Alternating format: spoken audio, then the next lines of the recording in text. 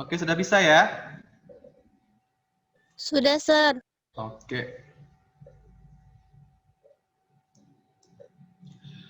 Oke, nah jadi kita akan belajar tentang sistem pernafasan pada manusia ya.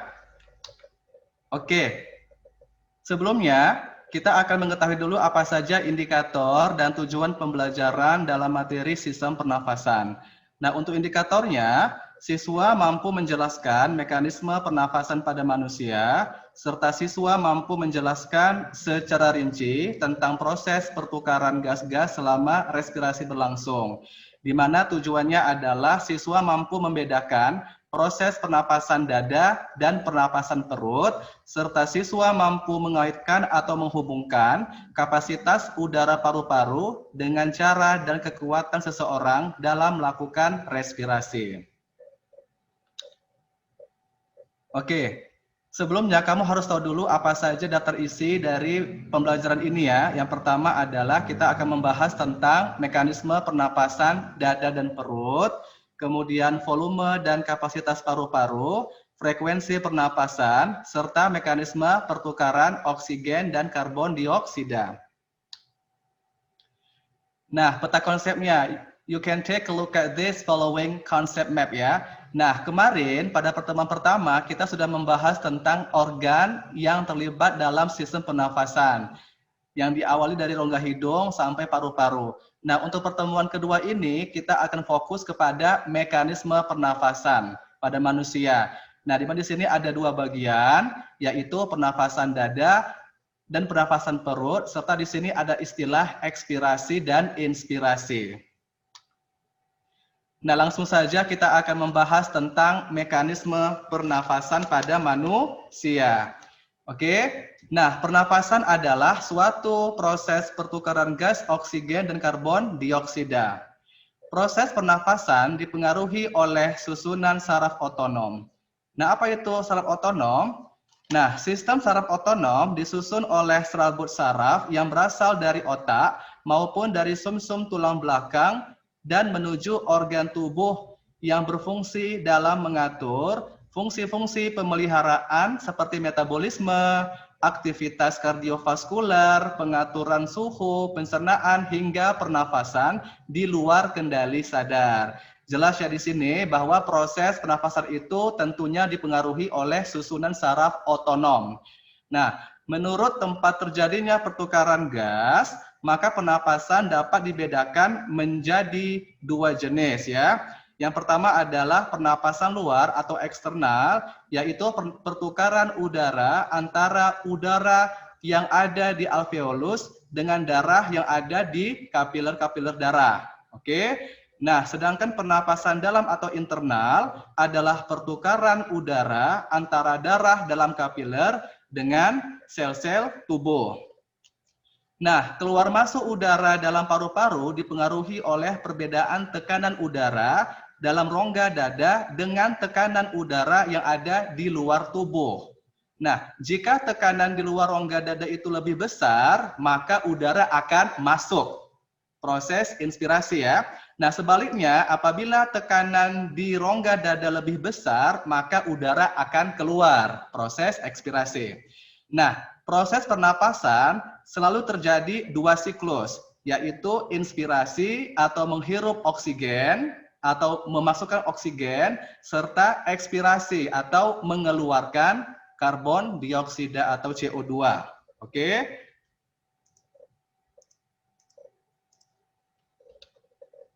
Nah, selanjutnya kita akan masuk ke mekanisme pernafasan dada dan perut. Nah, berdasarkan cara melakukan inspirasi dan ekspirasi, serta tempat terjadinya pernafasan, maka manusia dapat melakukan dua mekanisme pernafasan, yaitu pernafasan dada, yang kedua pernafasan perut.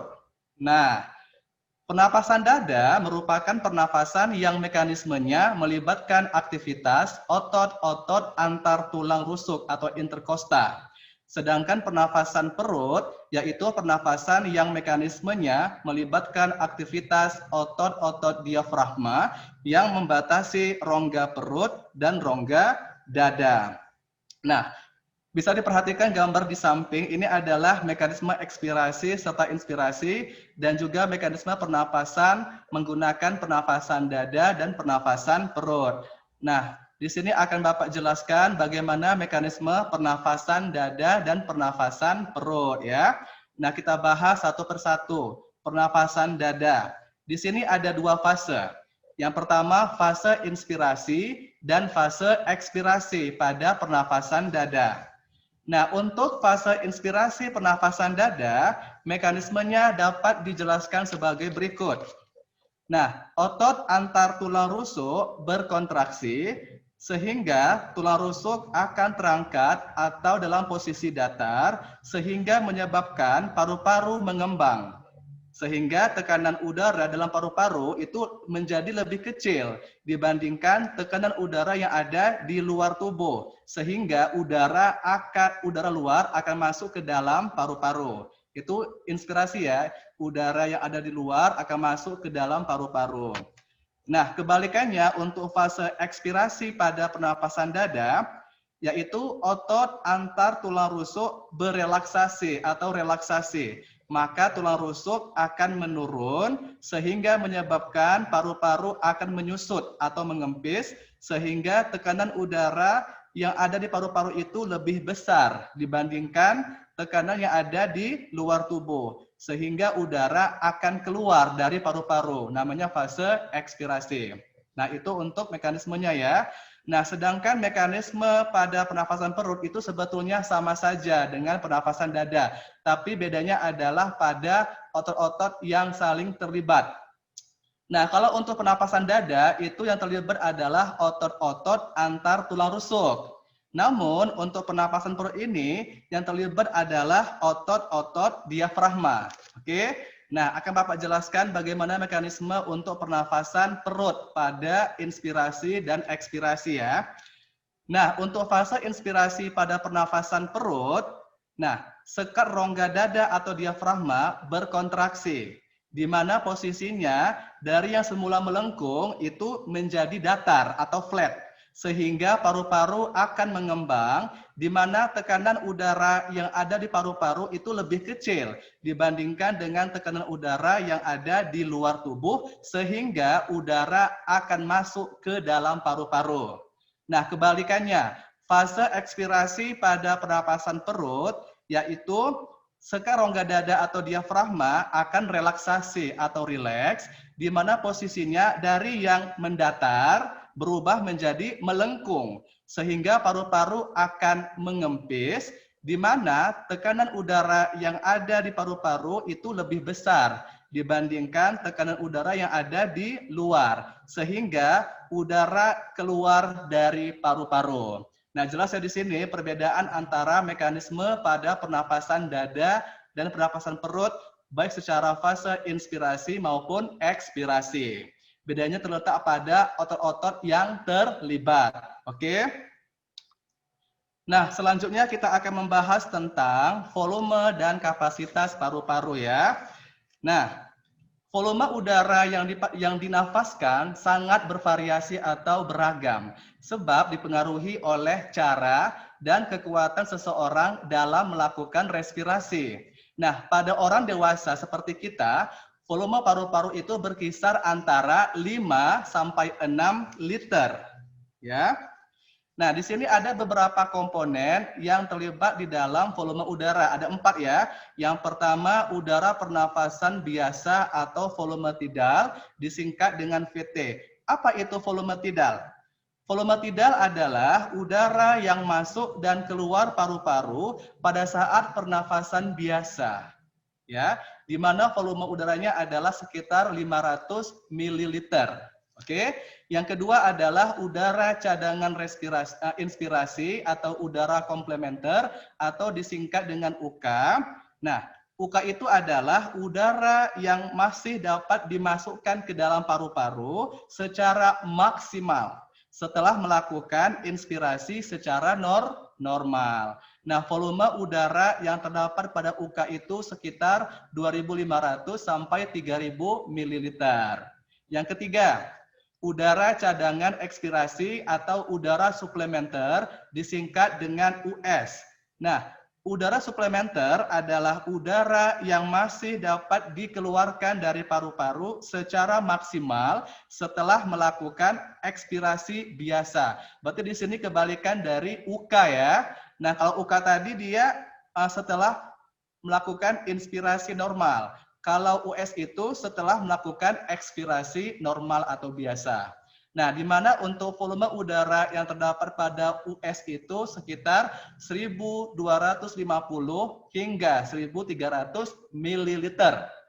Oke, yang terakhir, yang keempat adalah udara residu atau udara sisa atau disingkat dengan UR. Nah, UR adalah udara yang tersisa di dalam paru-paru yang berfungsi untuk menjaga agar paru-paru tetap dalam kondisi mengembang. Oke, di mana volume udara yang terdapat pada UR itu sekitar 1.200 ml. Nah, sambil bisa diperhatikan gambar grafik pada kapasitas paru-paru ini ya. Nah, di sini alat untuk mengukur volume udara yang keluar masuk paru-paru disebut dengan apa? Apakah tahu di sini alat untuk mengukur volume udara yang keluar masuk? Tahu? Namanya adalah spirometer. Jadi spirometer adalah alat untuk mengukur volume udara yang masuk keluar paru-paru ya. Oke, selanjutnya kita akan membahas tentang frekuensi pernapasan ya.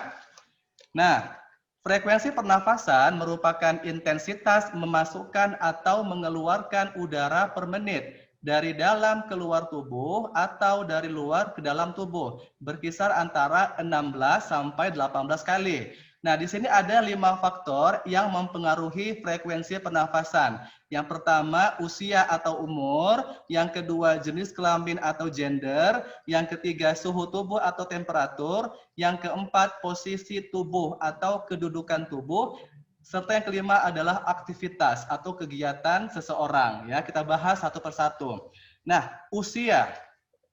Balita memiliki frekuensi pernafasan lebih cepat apabila dibandingkan dengan manula atau lanjut usia. Jelas ya, kalau masih bayi itu atau masih balita itu frekuensi pernapasannya lebih cepat dibandingkan usia senja atau manula. Artinya, semakin bertambah usia atau semakin tua seseorang, maka intensitas atau frekuensi pernapasan akan menurun. Jelas ya? Nah, yang kedua adalah jenis kelamin atau gender. Laki-laki memiliki frekuensi pernafasan lebih cepat dibandingkan dengan perempuan. Jelas. Yang ketiga, suhu tubuh atau temperatur. Nah, semakin tinggi suhu tubuh, maka frekuensi pernafasan akan semakin cepat. Misalnya, seseorang yang sedang demam dengan suhu tubuh yang tinggi, otomatis ketika dia bernafas itu lebih cepat, ya kan? Nah, yang keempat adalah posisi atau kedudukan tubuh. Frekuensi pernafasan meningkat saat berjalan atau berlari dibandingkan dengan diam. Jelas ya, kalau kamu berlari, maka kamu lebih cepat bernafas dibandingkan orang yang diam saja atau duduk di tempat. Nah, selanjutnya, frekuensi pernafasan posisi berdiri lebih cepat dibandingkan dengan posisi duduk. Jadi orang yang berdiri itu lebih cepat dibandingkan orang yang duduk. Oke, yang ketiga, frekuensi pernafasan posisi tidur terlentang itu lebih cepat dibandingkan posisi tidur tengkurap. Jadi orang yang tidur terlentang itu atau yang dari yang ke atas itu lebih cepat pernafasannya dibandingkan dengan orang yang tengkurap tidurnya. Oke, yang kelima adalah aktivitas atau kegiatan. Jelas di sini ya, semakin tinggi aktivitas atau kegiatan, maka frekuensi pernafasan akan semakin cepat. Jelas, orang yang bekerja misalnya menyapu, mengepel, atau bekerja, itu biasanya lebih cepat menghasilkan pernafasan dibandingkan orang yang hanya diam saja atau yang tidak memiliki aktivitas sama sekali.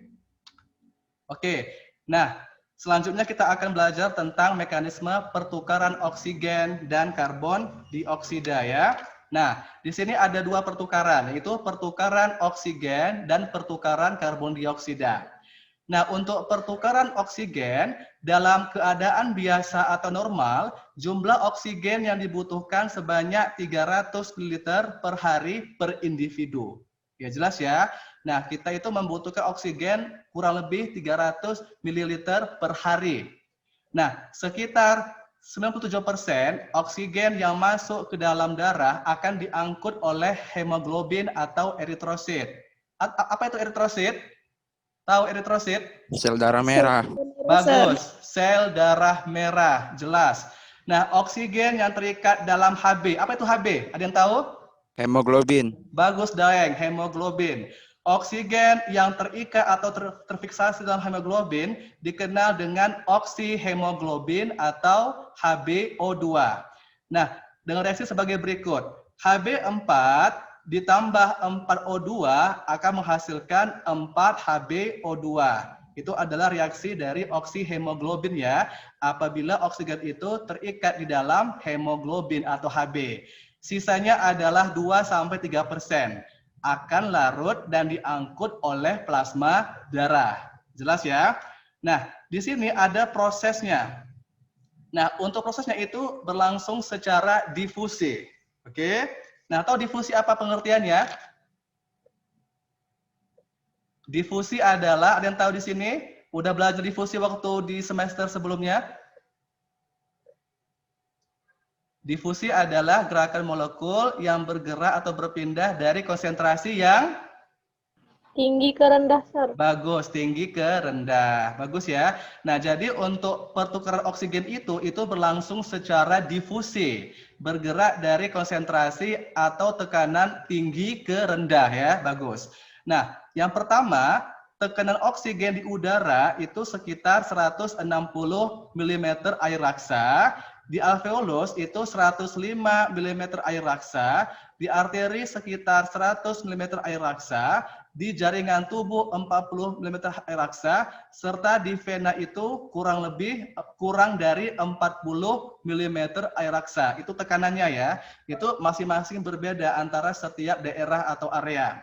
Nah, yang kedua, jadi karena tekanan parsial oksigen itu berbeda, maka Hb akan mengangkut oksigen sampai ke jaringan tubuh. Selanjutnya, di sel-sel tubuh, oksigen digunakan untuk proses respirasi di dalam mitokondria sel. Apakah kalian tahu fungsi dari mitokondria? Coba, Bapak kasih nilai ya. Ada yang tahu fungsi dari mitokondria? Untuk Buat ATP, Sir. apa? ATP, Sir. Bagus. Apa itu ATP? Energi. Bagus sekali, Daeng. Jadi, fungsi mitokondria adalah menghasilkan ATP atau adenosin trifosfat atau energi. Bagus. Luar biasa ya. Nah, kemudian semakin banyak oksigen yang digunakan oleh sel-sel tubuh, maka semakin banyak karbon dioksida yang terbentuk dari proses respirasi. Nah, selanjutnya setiap 100 cc darah di arteri mampu mengangkut sekitar 19 cc oksigen. Nah, selanjutnya setelah sampai di vena atau pembuluh balik, setiap 100 cc darah masih mengandung oksigen sebanyak 12 cc lagi. Nah, volume oksigen yang tertinggal di jaringan itu tinggal 7 cc. Oke.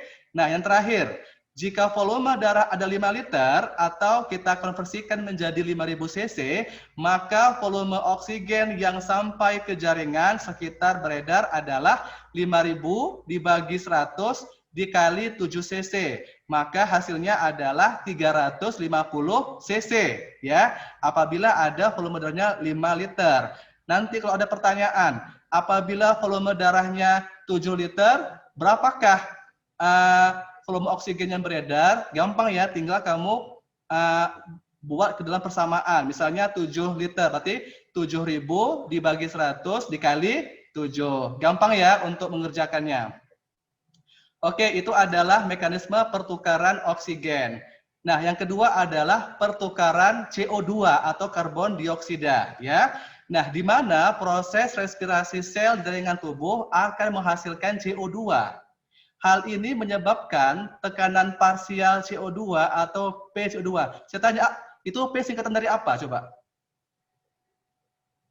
Pressure, Sir. Bagus, pressure artinya tekanan. Bagus ya. P itu adalah tekanan.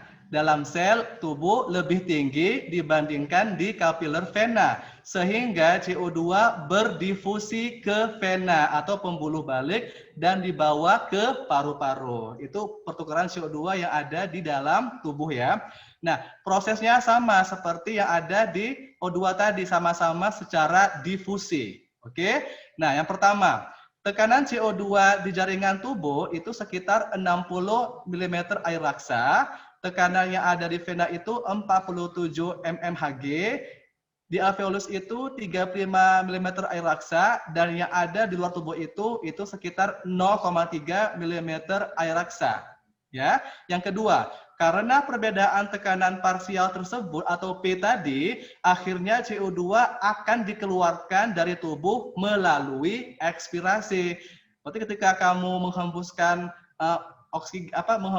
mengeluarkan CO2 itu, maka akan ada perbedaan tekanan parsial yang ada di tubuh tadi ya. Nah, selanjutnya pengangkutan CO2 itu ada 3 cara. Dapat dilakukan ke dalam 3 cara. Yang pertama adalah oleh plasma darah, yang kedua oleh hemoglobin, yang ketiga oleh klorida. Oke, kita bahas ya. Nah, pengangkutan CO2 oleh plasma darah itu reaksinya adalah CO2 ditambah H2O akan menghasilkan H2CO3. Jadi karbon dioksida ditambah air akan menghasilkan H2CO3 atau asam karbonat, ya kan? Nah, pengangkutan ini dibantu oleh enzim karbonat anhidrase. Jumlah CO2 yang dapat diangkut itu hanya 5% saja. Oke. Nah, yang kedua, pengangkutan CO2 oleh hemoglobin atau Hb. Reaksinya adalah CO2 ditambah Hb menghasilkan HbCO2, ya, atau karboksi hemoglobin, ya kan? Nah, yang ketiga adalah pertukaran secara klorida, ya. Itu dengan reaksi CO2 ditambah H2O akan menghasilkan HCO3, di mana H2CO3 itu merupakan hasil dari ion H positif dan HCO3. Nah, H positif jika oleh Hb karena bersifat racun dalam sel maka dia akan dikeluarkan. Nah, kemudian HCO3 itu menuju ke plasma darah, sedangkan HCO3 akan diganti oleh ion klorida atau Cl negatif. Nah, itu merupakan mekanisme pertukaran oksigen dan CO2 secara detail ya. Nah, kemudian kamu bisa perhatikan gambarnya. Ini gambarnya secara gamblang dijelaskan pertukaran gas dalam alveolus yang ada di paru-paru ya. Nah, seperti itu. Nah, itu adalah pemaparan materi untuk pagi hari ini. Apakah ada pertanyaan dari siswa sekalian sebelum kita masuk ke kuis? Any question? Do you have any question about our material today? Apakah sudah paham semuanya? Jelas?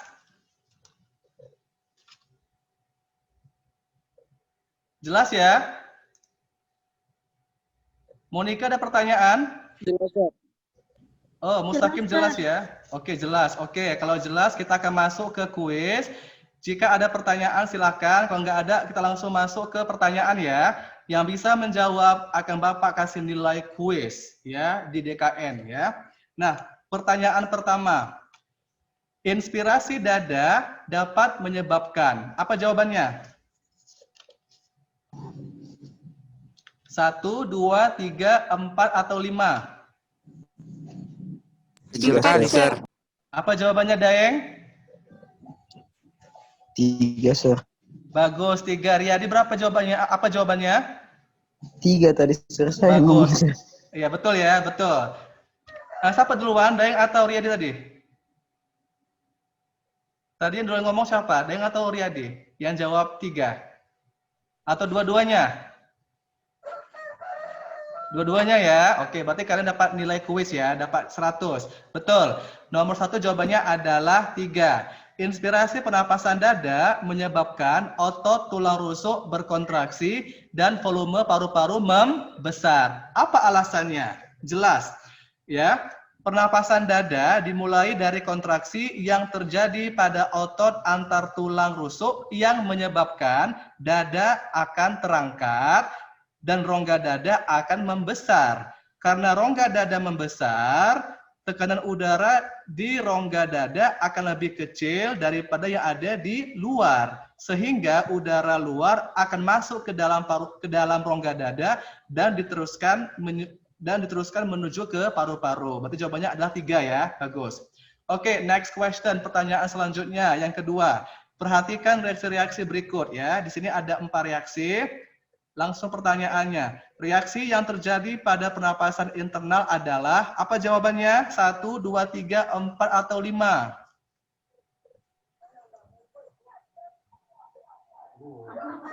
Oke, apa jawabannya? Apakah bisa dijawab? Bapak kasih nilai kuis nanti S100. 1 dan 3, Sir. 1 dan 3, nomor 1. Masih salah ya, Monica? 3, Sir. Siapa tuh yang jawab?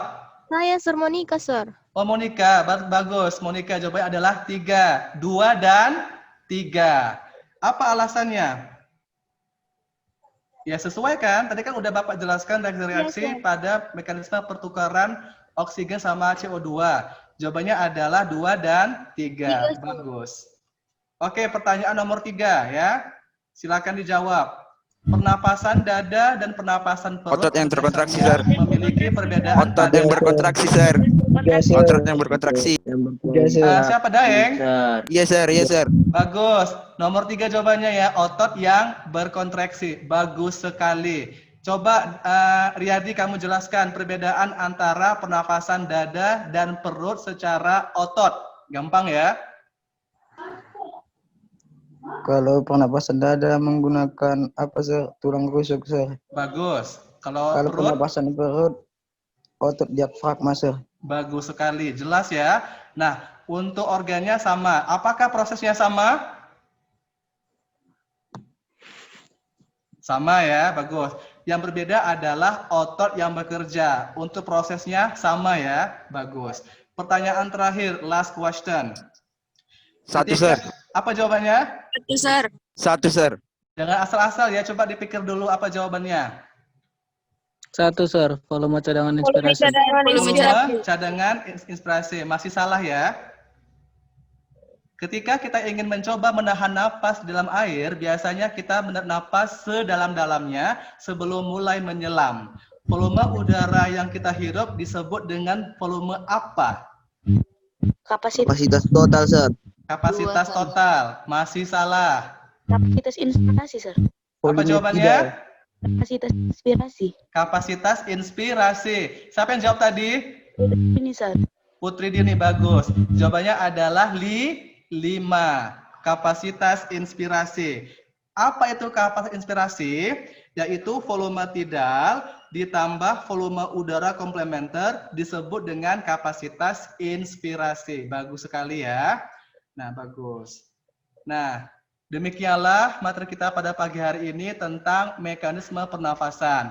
Nah, untuk selanjutnya kamu bisa mengakses akun psikologi di semester 2 di biologi. Bapak sudah mengupload semua file-file yang berhubungan sama materi kita tentang mekanisme pernapasan. Nah, di situ kamu bisa mengerjakan tugas-tugasnya ya. Kamu buka file evaluasi pembelajaran, kamu kerjakan soalnya yang paling bawah. Di situ ada soal pilgan atau multiple choice, kamu kerjakan. Dan jawabannya kamu tulis di kertas atau di buku latihan. Kemudian kamu foto dan kirimkan ke email divisi riset. Paham semuanya? Seperti semalam, Sir. Oke, boleh kamu kerjakan belakangan. Yang penting ada